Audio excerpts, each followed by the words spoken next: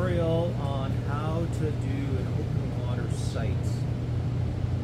This is an intentional tutorial rather than just an ad hoc tutorial. I'm going to try to describe the motion of the site and the rhythm that it needs rather than like a mechanical site. So if you're in the water and a mechanical site is like this, look up, look down, look up, look down. You're going to breathe, it's a mechanical motion. It's going to be like breath, breath, right? So what we're going to try to do is do a rhythmic motion, which you will not learn in a pool.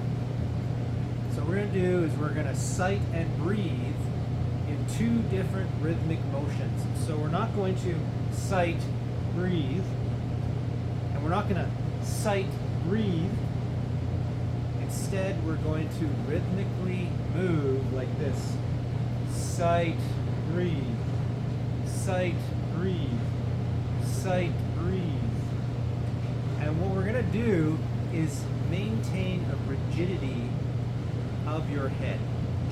So when you're in the water, you're not going to go straight down. What's that going to cause? It's going to cause motion sickness. You may even get dizzy and lose some of your bearing.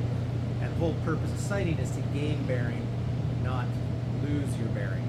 So what we want to do is limit the amount of head movement. So what we're going to do is keep the head fixed, and we're going to do this. We're going to move like this, and then we're just going to put some arms in there. Okay, so what does this look like? It looks like a zombie from The Walking Dead.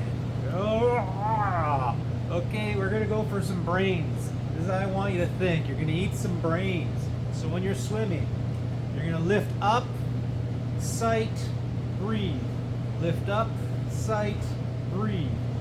And you're going to reduce the amount of head movement. You're going to increase the number of chest rolls. And you're going to limit your arm stroke to probably 75% of a full stroke. So what that means is a full stroke is up here. You're going to come down and push. That's a full stroke. We're going to do 3/4, maybe even half, depending on how you swim. So we're going to come down like this and pull out. So we're going to come down and pull out. We're not going to go all the way down and up. Half to 3/4 depending on your speed. And the reason for this is your breathing rate. Your arms and your breathing rate have to match in a long course. So you're going to swim for 4 kilometers. You cannot swim like they do in the Olympics, where they don't breathe for 6 to 8 strokes at a time at high interval. You're going long term. It must be sustainable. So you're going to breathe every single stroke or every 2 strokes. Maybe every once in a while you'll go 4, but typically it's going to be 2. So your natural breathing rate will depend on how fast you're swimming, which is tied to your arm movement, which is tied to your breathing.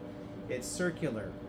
So in order to get the right speed of your arms to the right breathing rate, you have to adjust the length of your stroke. That's the variable. Your breathing rate and how fast you move your arms is going to be basically natural based on your speed, how fast you're going. But what the variability is going to be the arm stroke length. So from here to here, you need to breathe. From there to there, you need to breathe. Oh, you don't need to breathe as far. You can go a little bit further. Oh, you don't need to breathe as far. You can go full stroke. Oh, your heart rate's increasing, short breaths.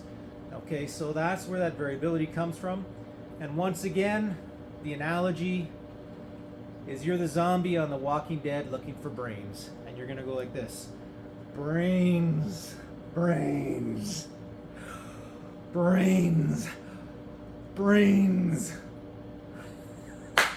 Anyways, you guys, I hope you enjoy this little tutorial.